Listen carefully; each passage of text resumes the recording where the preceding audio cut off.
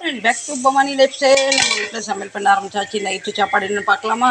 Secret masala போட்டு உருளைக்கிழங்கு fry. பார்க்கறத பார்த்தீங்களா இவ்வளோ கலர்ஃபுல்லாக இருக்குது. வெறும் மிளகாத்தூள் போடல, வீட்டில் அரைச்ச கொஞ்சம் மசாலா போட்டேன். பார்க்கதான் அப்படி இருக்குது கலராக. ஆனால் காரம் கிடையாது, காரம் குறைய தான் போட்டிருக்கேன். ஆவி பறக்கும் சுட சுட சாதம். இதில் ஓப்பன் பண்ணிடுவோம். பிக்காதால் இங்கே காய்கறி எதுவுமே போடல, வெறும் வெங்காயம், பூண்டு, பச்சை மிளகா, தக்காளி. இதை தாளிக்கிறதுக்கு நிறைய பூண்டு போட்டேன், வெங்காயம் போட்டேன், காஞ்ச மிளகா போட்டேன், கருவேப்பிலை போட்டேன். தாளிச்சாச்சு. ரெண்டு கொதிக்க ஊற்றிடுவேன். ஐயோ இதில் காயப்பொடி போட மறந்துட்டேனே.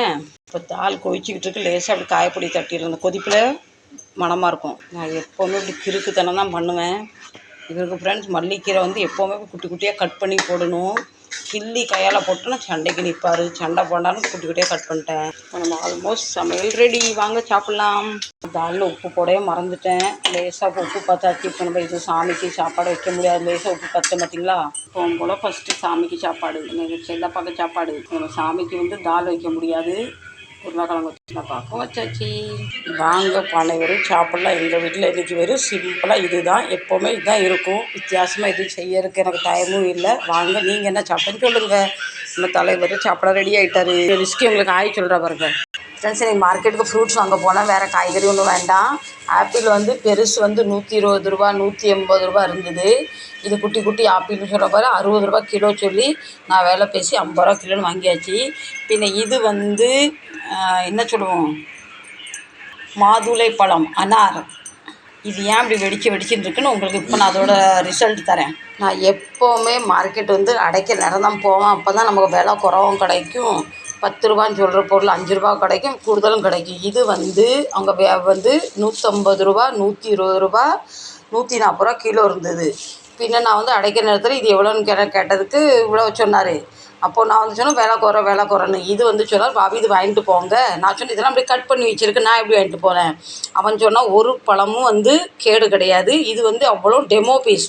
ஒரு 1000 2000 பழம் வச்சுருக்காங்க. எல்லாம் கட் பண்ணி இது உள்ளே பாருங்கள், இவ்வளோ சொல்ல நல்லா இருக்குது. பிஸ்கி இது பாருங்கன்னு ஒரு கஸ்டமருக்காக வெட்டி காமிச்சது. கலர் பாருங்கள் நல்லாயிருக்கு, இனிப்பு நல்லா இருக்குன்னு சொல்லி டெமோ பீஸ். அப்போ நமக்கு 120 ரூபா 150 ரூபா சொன்னது. நமக்கு இவ்வளோ பழமும் கட் பண்ண பழம்லாம் அவன் அடைக்கிற நேரம் அவனுக்கு வீட்டுக்கு போகணும். எனக்கு சீப்பாக வேணும். 50 ரூபாய்க்கு ஒரு கிலோவும் கொடுத்தாரு. அப்போ நமக்கு எவ்வளோ லாபம்? 70 ரூபா லாபம். பழம் பாருங்கள் நல்லா ஃப்ரெஷ்ஷாக இருக்குது. இது டெமோ பீஸ், மாடல் பீஸ். போன தடவை வாங்கிட்டு வந்தது 90 ரூபா கிலோன்னு சொல்லி முத்து ரொம்ப சின்னதாக இருக்குது. பார்த்திங்களா இவ்வளோ ஃப்ரெஷ்ஷாக இருக்குது. ஒரு பழமுமே இதில். இப்போ நான் என்ன செஞ்சேன், இப்படி வச்சா இவர் எடுத்து சாப்பிட மாட்டார். உரித்து இந்த சட்டியில் வச்சிடலாம். அவ்வளோ ஃப்ரெஷ்ஷான பீஸ். பார்த்திங்களா ஒரு முத்து நல்லா பெரிய பெரிய முத்தாக இருக்குது. பாருங்கள் இப்படி இருக்குது பாருங்கள். எங்கள் விஸ்கிக்கு இந்த பழம் ரொம்ப பிடிக்கும். வேணும்னு அவளுக்காக தான் வாங்கிட்டு வந்தேன். நமக்கு பழத்துக்கு பழமும் ஆகிட்டு, சீப் அண்ட் பெஸ்ட்டும் கிடச்சிட்டு. எப்படி ஃப்ரெண்ட்ஸ், நான் சொல்கிறது கருது தான். நமக்கு 10 ரூபா லாபமும் இருக்கணும், பொருளும் நல்லா இருக்கணும்.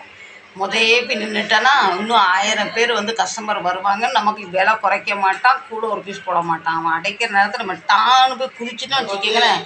அவன் போகிற நேரத்தில் நமக்கு சீப் அண்ட் பெஸ்ட்டாக கொடுத்துட்டு போயிடுமா. நான் வாங்கினது கரெக்டாக சொல்லுங்கள். நீங்கள் இன்றைக்கி அப்படி பேரம் பேசி வாங்கியிருக்கீங்களா? நான் முந்திலாம் பேரம் பேச மாட்டேன், 10 ரூபா பார்க்க மாட்டேன். இப்போ நமக்கு அந்த 10 20 ரூபா ஒரு பெரிய அமௌண்ட்டாக இருக்கனால நான் எல்லாத்துலேயுமே பேரம் பேசி தான் வாங்குவேன். சரிங்களா? அந்த வீடியோ பிடிச்சிருந்தா என்ன செய்யணும்?